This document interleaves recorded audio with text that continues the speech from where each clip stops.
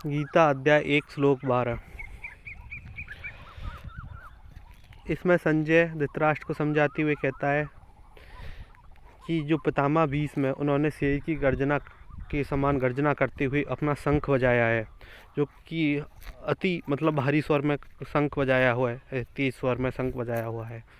यह संजय धृतराष्ट्र से कह रहा है।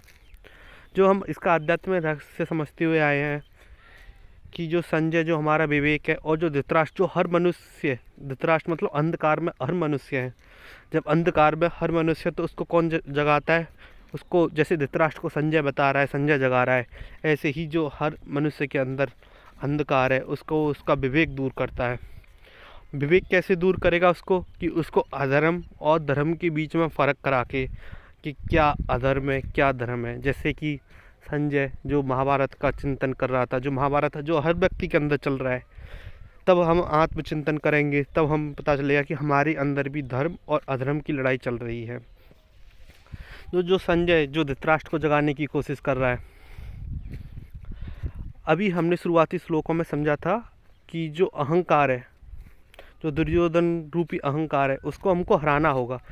जब हम उसको हराएंगे तब हम इसके अंदर घुसेंगे धर्म और अधर्म की लड़ाई में। धर्म धर्म जिसे बोलते हैं जो धारण किए हुए है, और धारण हमारे शरीर को किसने धारण कर रखा है? हमारे शरीर को एक आत्मा ने धारण कर रखा है। क्योंकि जैसे आत्मा कपड़े बदलती है, ऐसे ही एक कपड़े के समान हमारा शरीर है, तो आत्मा इसके अंदर है। तो आत्मा यहाँ पर क्या है? यहाँ पर धर्म का प्रतीक है आत्मा। और अधर्म जो उसके साथ चलते हुए आ रहा है, जैसे पितामह भीष्म के साथ दुर्योधन है, ऐसे ही आत्मा के साथ क्या है? आत्मा के साथ हमारा अधर्म चलते हुए आ रहा है। और आज से नहीं चलते आ रहा, बरसों बरसों से चलती हुई आ रहा है, सदियों सदियों से चलती आ रहा है, करोड़ों जन्मों से चलती हुई आ रहा है। तभी हमारी आत्मा क्या है? यहाँ भटक रही है। जैसे पितामह भीष्म के साथ कौन था? दुर्योधन था, जो अधर्मी था। हाँ, और पितामह भीष्म जो धर्म के प्रतीक थे, ऐसे ही हमारी आत्मा के साथ जो उसके अन्य विकार हैं वो सदियों से चलते हुए आ रहे हैं। पर आत्मा को, उस अधर्म को कैसे हराएगी आत्मा, और प्रभु का कैसे हाथ थामेगी, वो हमको आगे आने वाले श्लोक समझाएंगे। पर उससे पहले हमारा यह जानना होगा, क्योंकि जो पहले हमने गीता के श्लोकों से यह समझा है कि जो हमारे अंदर अहंकार है उसको हम मिटाएं। अभी तक हम 12वें श्लोक पे आ गए, तो 12वें श्लोक तक का हमारा यही सार है कि जो हमारे अंदर दुर्योधन रूपी बैठा हुआ है अहंकार, उसको हराएं। अगर उसको नहीं हरा पाएंगे तब तक हम आत्मा, परमात्मा, धर्म अधर्म के बीच में डिफरेंस नहीं कर पाएंगे। और दुर्योधन को हराने के लिए आप हमारे पुराने श्लोक समझ सकते हैं।